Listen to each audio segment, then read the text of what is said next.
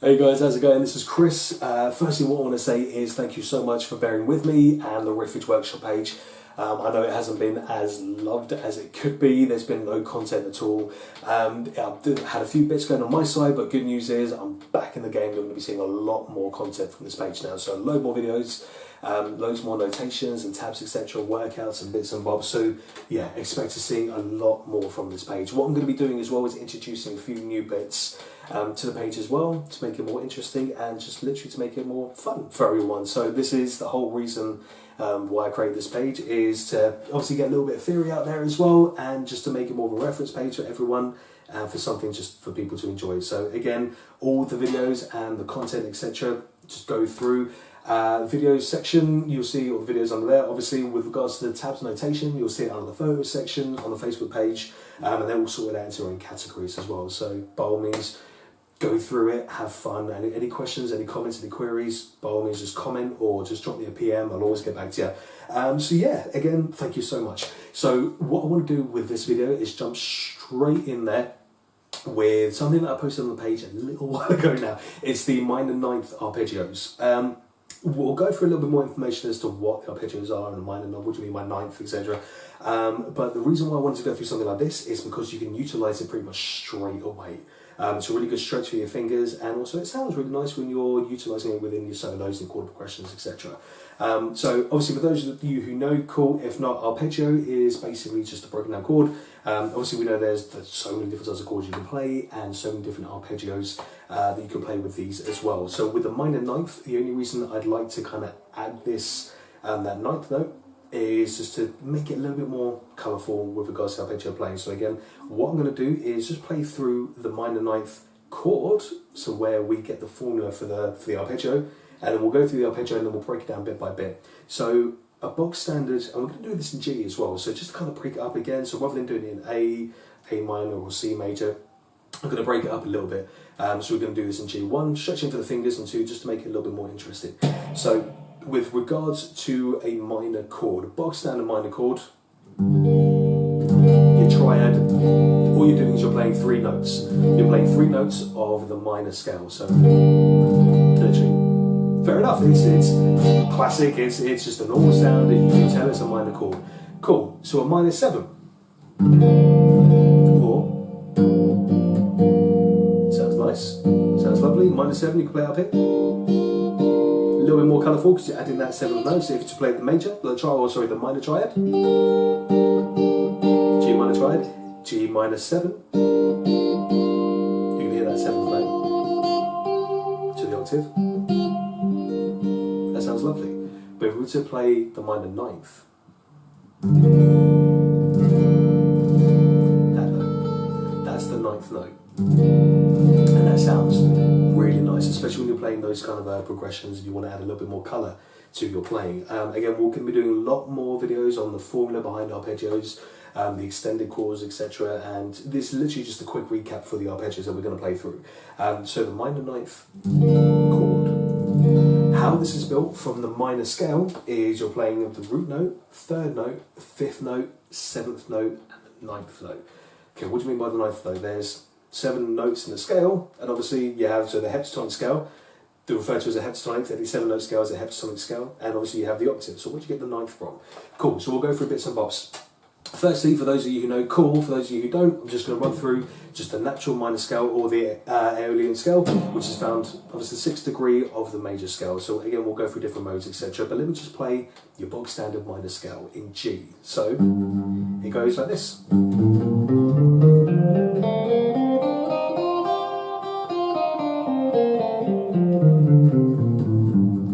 Which we know is 3rd fret, and we're going to do every finger for every fret. It's always the best way to do that, and obviously always use your little finger when you can. I was 4 years into playing without using my little finger, so I was playing obviously the Metallica kind of solos, etc., without using my little finger, which is a really bad idea. So as soon as you can, get your little finger in there. Essentially every finger for every fret.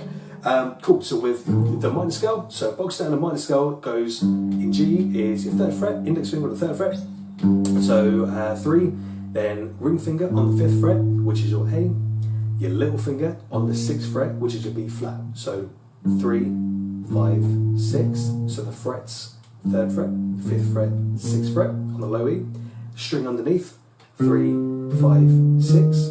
Same thing, so 3, 5, 6, 3, 5, 6. Underneath that, the string underneath, it goes 3, 5.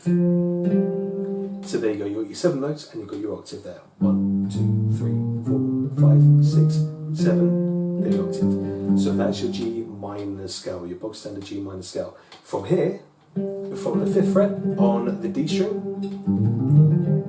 2nd fret on the G string, so it goes to, with your index finger, to middle finger on the 3rd fret, little finger on the 5th, so 2, 3, 5, then index finger on the 3rd fret on the string underneath that, 3, 4, 6, index finger on the 3rd fret on the 1st string, because we know it goes 1, 2, 3, 4, 5, 6, 6 being the thicker string, 1st string being the lightest string, the 1st string. So you have your 3rd fret here. So 1, 2, 3, 4, 5, 6, 7, octave, then 1, 2, 3, 4, 5, 6, 7, octave.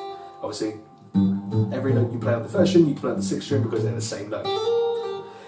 Cool, so what we'll do with this is we're taking certain notes from the scale, as you do with chords, as you do with other arpeggios.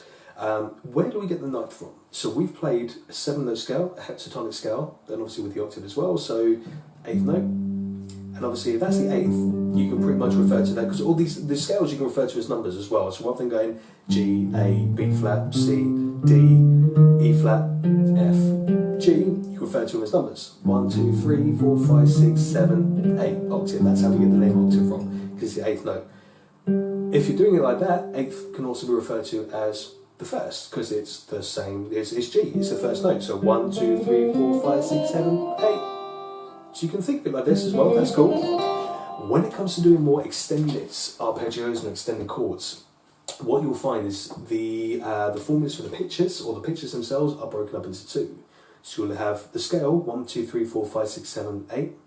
And then rather than going, the 8 being 1, 1, 2, 3, 4, 5, 6, 7, 8, i.e. G, A, B flat, etc., it carries on. So it carries on to the 9th, 10, 11, 12, 13, etc. So it carries on in numbers. Obviously you're not going to see a 15th chord, etc. Because of the way the formulas of scales are created, you're not going to see that. However, you are going to see them as intervals, I beg your pardon.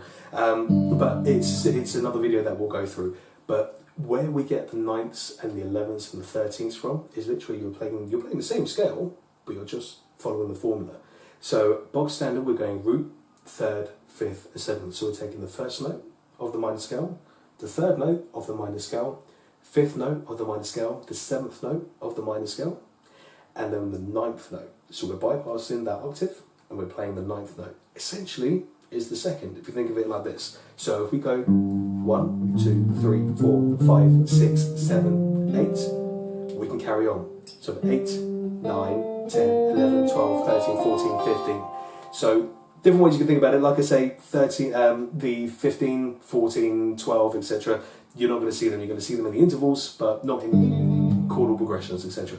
So what you'll find here is root, 3rd, 5th, 7th, and 9th. That's where we get the idea of the 9th from. So we're taking the 9th note from here. 1, 2, 3, 4, 5, 6, 7, 8, 9. So we're playing root, 3rd note in the minor scale, 5th note in the minor scale, 7th note in the minor scale, 9th note in the minor scale.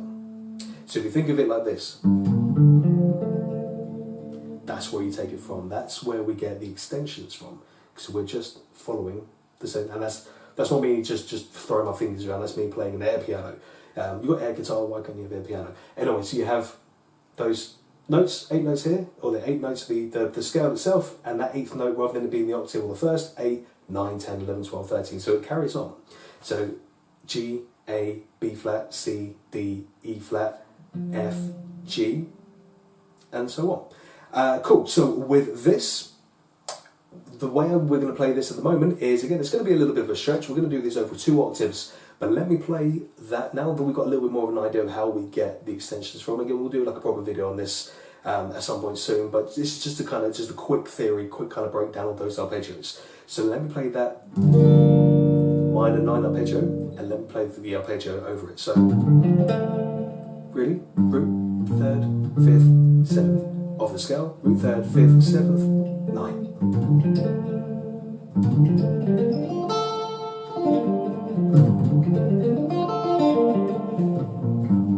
can also play something like this.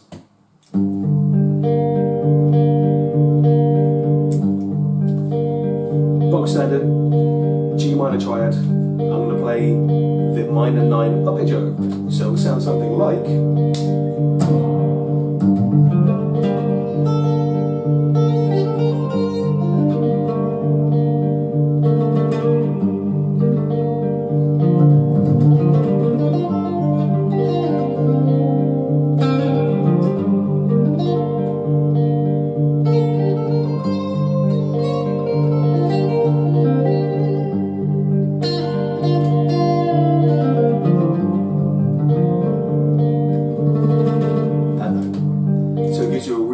Kind of longing. It does sound like, it doesn't sound complete. It sounds like it needs to resolve, but it's perfect as it is. It's a lovely sounding minor chord that you can play, especially with the minor arpeggio as well. So what I did, I played it over 2 octaves. Usually the more common kind of arpeggios that you would see are the triads, so the 3-note chords or 3-note arpeggios, and the 7th. So you'd usually see 7ths are easier to play in the sense that you're keeping it confined into one set of scales, so within the pitch. So 7th arpeggio, then you double the 7th arpeggio again. So for example, with a triad, if I was to play like a G minor triad, I'd play something like this. Root, third, so G minor triad, 1, 2, 3, 1. So root, 3rd, 5th, octave. Root, 3rd, 5th, octave, 7th. There you go. So ba ba ba ba, then ba ba ba ba. All you're doing is playing the root, 3rd and 5th. By playing something like that,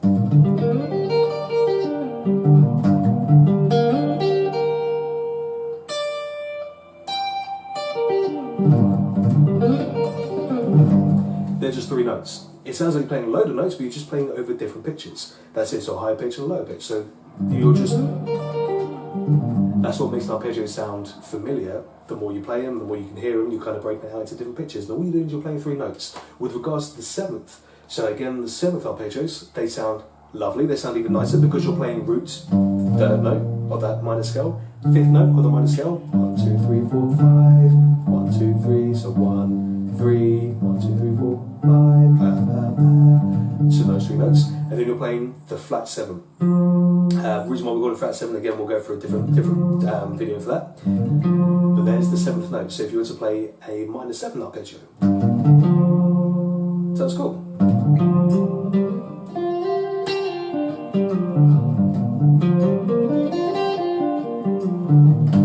We'll play it over a chord. So do something like.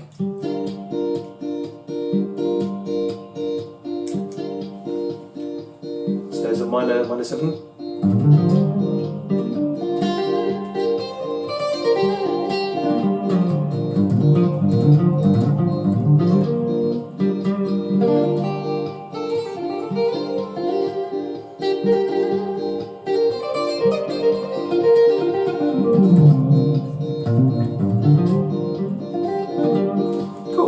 So it sounds nice in the flow because you're keeping it within an octave, so you can play the first part of the 7, and then you can go up from to the octave, so ba ba ba ba, octave, and carry on. When it comes to the 9th, because you've already broken out past that octave, you're going to be coming back, because you can't carry on to like root, 3rd, 5th, 7th, and 9th, and then the top octave, because that'll be a massive stretch. So if you do something like 9th fret, so we're taking root, the 3rd note of the minor scale, the 5th note of the minor scale, the 7th note of the minor scale, and the 9th. It's that stretch that's quite nice. So it's the 9th note of the minor scale. Then I come back into the octave. Back down. So we're going to play the whole thing again. Root, 3rd, 5th, 7th, 9th. Cool. So if you have the tabs to hand at the moment, great. You read through them. What I'm going to do is just literally just call them out as is. So you have index finger on the 3rd fret, little finger on the 6th fret, which is your minor 3rd, ring finger, so this is the 1st string, so 3rd fret, 6th fret, your ring finger on the 5th fret on the A string. Ba, ba, ba, ba, ba, ba. You play that anyway.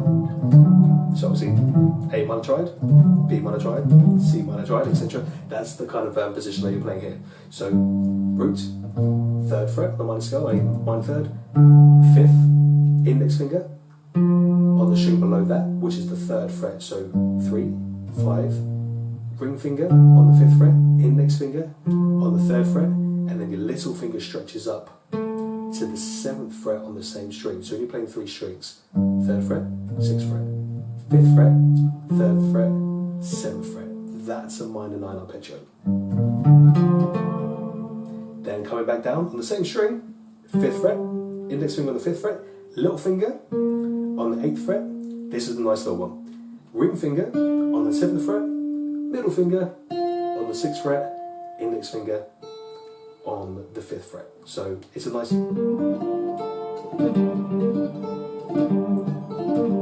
that kind of roll. So every finger for every fret. So again, 3, 6, 5, 3, 7, 5, 8, 7, 6, 5. Then you can finish up on the octave. So you've got tabs in there that you can kind of read along. It's a fantastic little arpeggio. It's just a little thing that you can kind of muck around with at the moment. So sorry for the long-winded kind of explanation, but like I said, I'm going to go through a little bit more videos, or obviously post up more videos with regards to the formula behind it, etc. But something like this, let's have a muck around with it.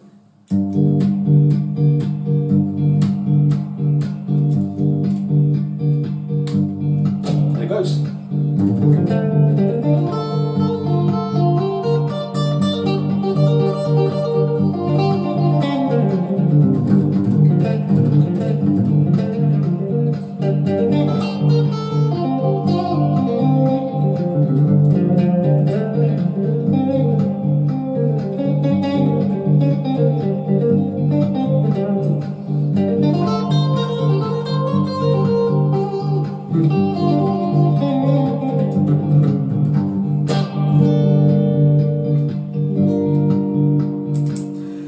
Quick things, any questions, any comments, by all means just drop me a message, not a problem at all. Again, thank you so much for bearing with me on the Riffage Workshop. So that's just a little kind of workout that you guys can go through the tabs. Any questions, let me know. That's it for now, so expect more videos and more content from me. Have a good day, take care, thank you, bye.